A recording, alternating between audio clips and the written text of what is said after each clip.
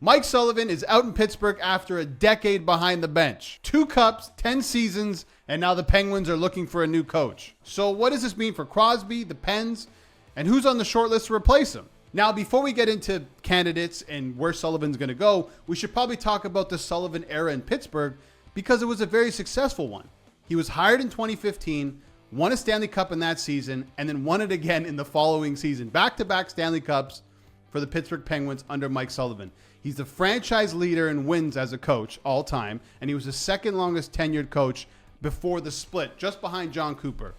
Mike Sullivan will go down as one of the greatest head coaches in Pittsburgh Penguins history, if not the greatest. But that success hasn't been there the past few seasons, at least the last 3, where the Penguins did not make the Stanley Cup playoffs. And that's incredibly sad considering Sidney Crosby still plays for the Pittsburgh Penguins, and he's a huge part of this, and we'll get to that. But this season, they were nowhere near close enough to being a team to make the playoffs. They finished with a record of 34, 36, and 12, 11 points out of a wild card spot. They were basically out of it by the end of January. You can even say before that, even though they were a point or 2 out of a wild card spot, it never felt like the Penguins had enough to get over the line. They just don't have the roster. They don't have the goaltending, and that's one of the main issues with this team. They're old. They're actually the oldest team in the NHL this past season. Look at the ages of some of these players, specifically their core.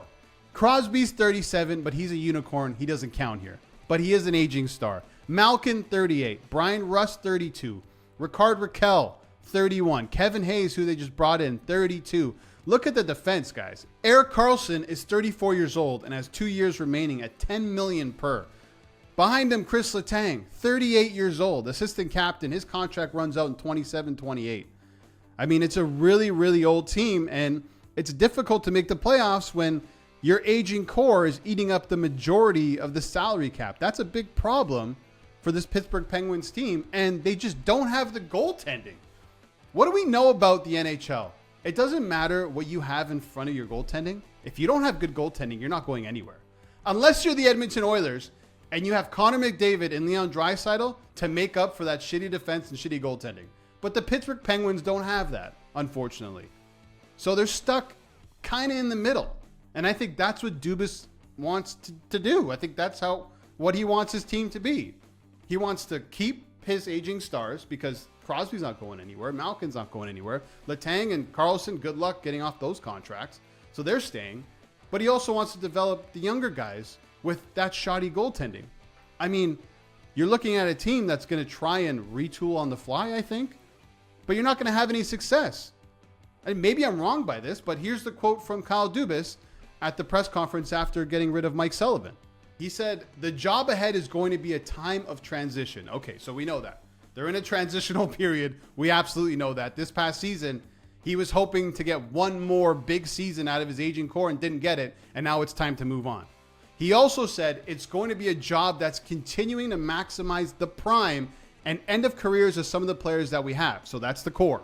To expeditiously be developing some of the younger players that have already come into the roster. I think that's a dangerous, dangerous place to be in. You're trying to be the Washington Capitals, where the Caps barely made into the playoffs last season. They had, I think, the worst goal differential ever for a team going into the playoffs. They get swept in the first round. So they kind of do this retool on the fly. They keep their aging core and Ovechkin and John Karlsson, mix in some misfits throughout the league like a Pierre-Luc Dubois. They bring in some younger players, and they found success. That's very hard to do. If Pittsburgh is trying to do the same thing, I think the Caps caught lightning in the bottle, and Pittsburgh have far too many issues.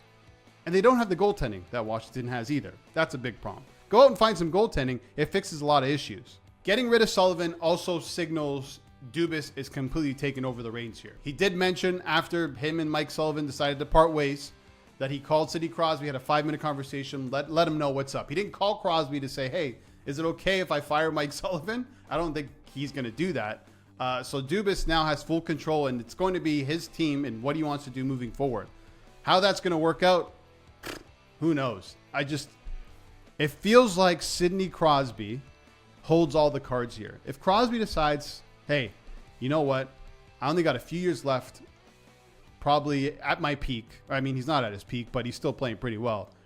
I'm going to move on. Trade me to a contender, Colorado, whoever. I'm not sure. I think that's the only way that Pittsburgh can go into a full, complete, retool, transitional, rebuild, whatever you want to call it. I think Crosby's kind of holding up the cards here, and obviously you have some contracts that are hard to move. You're going to need a couple seasons to maybe eat some of those contracts and move some of those players. But that's not happening. So they're stuck.